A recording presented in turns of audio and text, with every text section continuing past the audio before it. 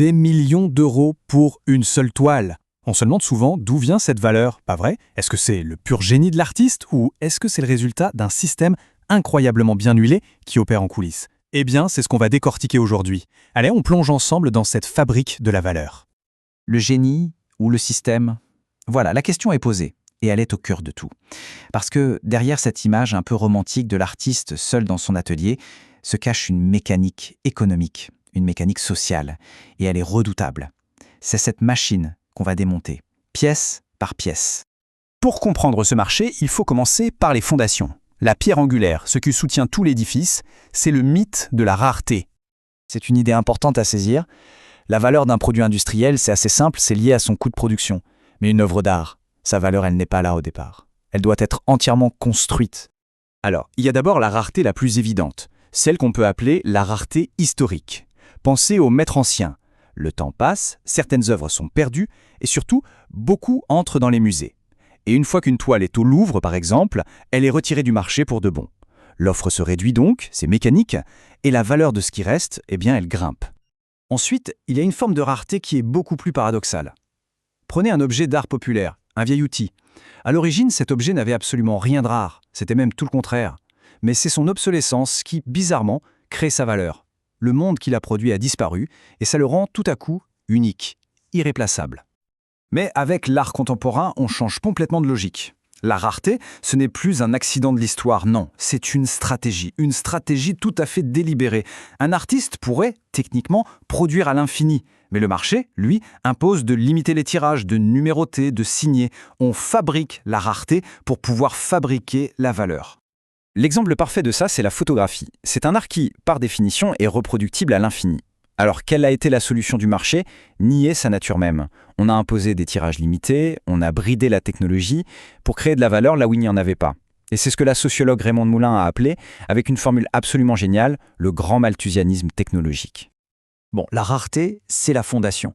Mais sur cette fondation, il faut construire. Il faut des architectes. Alors, qui sont ces fameux acteurs qui bâtissent les réputations et les fortunes?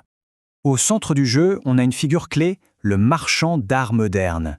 Ce n'est pas un simple vendeur, c'est un véritable entrepreneur. Il n'attend pas la demande, il la crée. Il ne se contente pas de gérer un stock, non, il repère un talent, il le met sous contrat d'exclusivité pour contrôler toute sa production et il va construire sa réputation de A à Z. Et le marchand n'est jamais seul, il est le premier rouage d'une machine parfaitement huilée. Imaginez le cycle. Étape 1, le marchand lance l'artiste. Étape 2, un grand collectionneur vient valider ce pari en achetant de façon très visible.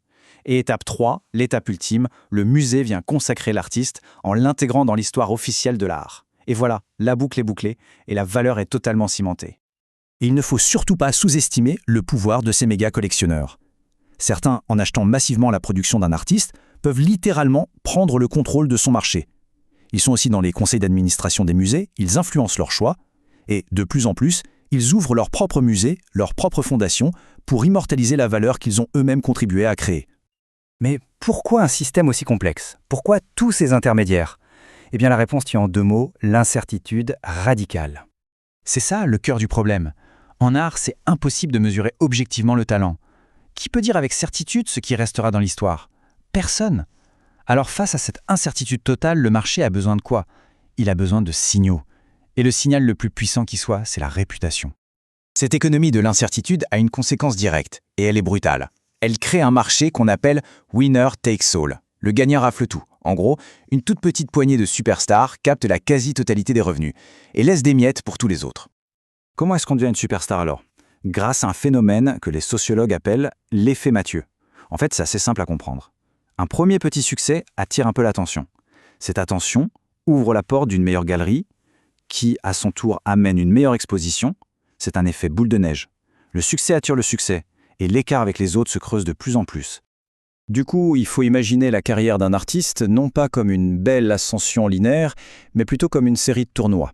À chaque étape, l'école d'art, la première expo, la première foire internationale, seuls les gagnants passent au niveau supérieur. Les autres sont éliminés.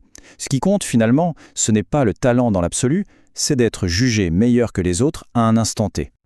Alors qu'est-ce que tout ça nous apprend? Que l'art et l'argent sont liés par un paradoxe qui est fondamental. Un conflit qui est vraiment au cœur du fonctionnement de ce marché si particulier. Allez, on récapitule. Tout part de la rareté, qu'elle soit réelle ou fabriquée. Par-dessus, on a des architectes, marchands, collectionneurs, musées, qui construisent la réputation.